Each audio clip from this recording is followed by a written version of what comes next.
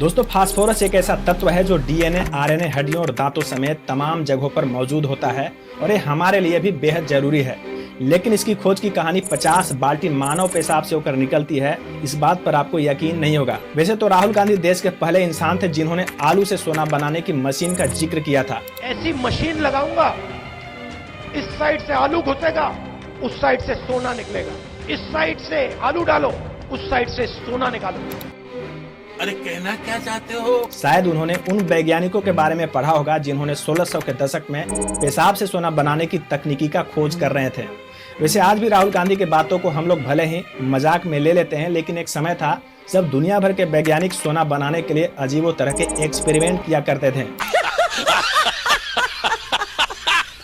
1670 का दशक, जर्मनी का हैम्बर्ग शहर और शहर में एक तहखाना जहां एक लैब में कुछ खतरनाक ही टोटका चल रहा था, जिसकी वजह से पूरा तहखाना खतरनाक बदबू से भरा हुआ था। ऐसी बदबू कि बेहोश आदमी पहले होश में आए और इसके बाद फिर से बेहोश हो जाए।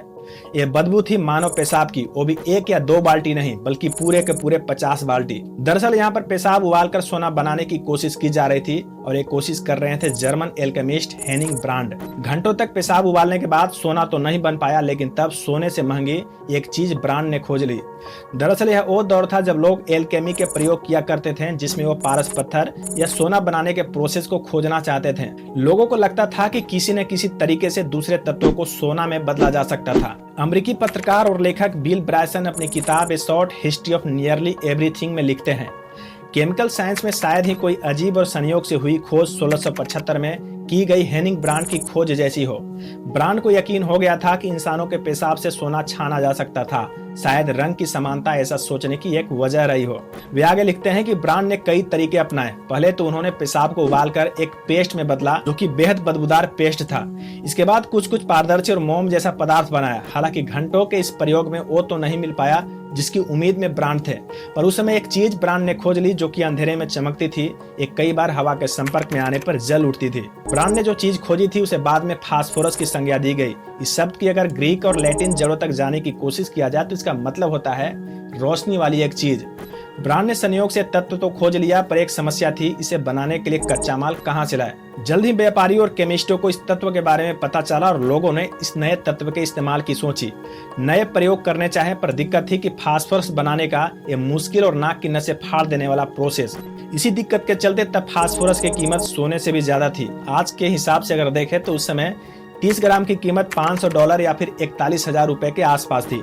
खैर, फास्फोरस की डिमांड थी तो सप्लाई का तरीका भी खोजना था। शुरुआत में सैनिकों को बुलाकर पेशाब इकट्ठा किया गया ताकि फास्फोरस के लिए कच्चा माल इकट्ठा कर सकें, लेकिन बड़े पैमाने पर फास्फोरस बनाने के लिए ये तरीका भी नाकाम था। इसके बाद पिक्चर में आते हैं एक स्वीडिश जनाब, असाधारण दिमाग और बदकिस्मती का मालिक कार्ल सीले। एक गरीब स्वीडिश फार्मासिस्ट थे जिन्होंने बिना किसी एडवांस तकनीकों के 8 तत्वों की खोज की: chlorine, fluorine, manganese, barium, molybdenum, tungsten, nitrogen और ऑक्सीजन। लेकिन इनमें से किसी भी खोज का श्रेय इन्हें नहीं दिया गया।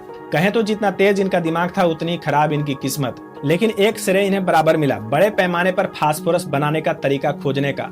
सीले ने दुर्गंध और गंदगी से इतर एक नया तरीका बताया जिसे औद्योगिक इस्तेमाल लायक फास्फोरस बनाया जा सकता था। फास्फोरस बना सकने की इसी कला के चलते स्वीडन में माचिस का कारोबार आज खूब फला फूला है। आज भी भारत के बाद स्वीडन माचिस के निर्यात में दूसरे नंबर पर आता है। माचिस, मैच या फिर दिया सलाई आज जो हमें मामूली सी लगती है, जरा सोचिए इस छोटी सी चीज ने हमारी जिंदगी को कितनी आसान की है। नहीं तो आज भी हम लोग पत्थर घींच रहे होते हैं या फिर लकड़ियां आपस में रगड़कर आग लगा रहे होते हैं, और कहीं आखिर में नाक से टपक कर एक पसीने की बूंद चिंगारी को बुझा देती तो उस समय क्या होता, जरा इस चीज को कल्पना कीजिए। आज जो हम सेफ्टी मैच या फिर माचिस इस्तेमाल करते हैं, इसके बनने में फास्फोरस का एक बड़ा रोल है। हम जानते हैं कि माचिस में 2 मेन चीजें होती है, एक तो तिल्ली होता है और दूसरा होता है डब्बे के किनारे लगी लाल सी पट्टी जिसमें होता है लाल फास्फोरस। तिल्ली में होता है सल्फर, पोटेशियम क्लोराइड, फिलर और इन सबको बांध कर रखने के लिए ग्लू। वहीं माचिस की डिब्बी के किनारे पट्टी में होता है लाल फास्फोरस और कांच का पाउडर। मजेदार काम तब शुरू होता है जब माचिस की तिल्ली को हम पट्टी पर रगड़ते हैं, तब तिल्ली और कांच के बीच फ्रिक्शन यानी कि घर्षण पैदा होती है और इसी घर्षण की वजह से पैदा होती है गर्मी, जिससे थोड़ा सा लाल फास्फोरस सफेद फास्फोरस में बदल जाता है, जो हवा पाकर आग बबूला हो जाता है और जिससे निकलती है गर्मी। ये गर्मी माचिस की तिल्ली में मौजूद फ्यूल को जलाती है और वहीं इसमें मौजूद पोटेशियम क्लोराइड फ्यूल को ऑक्सीजन मुहैया कराने में मदद करता है और फिर बहुत से छोटे से क्यूट धमाके के बाद माचिस की तिल्ली आग पकड़ लेती है, जिससे मोमबत्ती जलाकर आप कैंडल नाइट डिनर कर पाते हैं। कमाल है ना दोस्तों, सोने की खोज में निकले एक इंसान ने रातों में जागकर पढ़ने का जुगाड़ भी कर दिया था।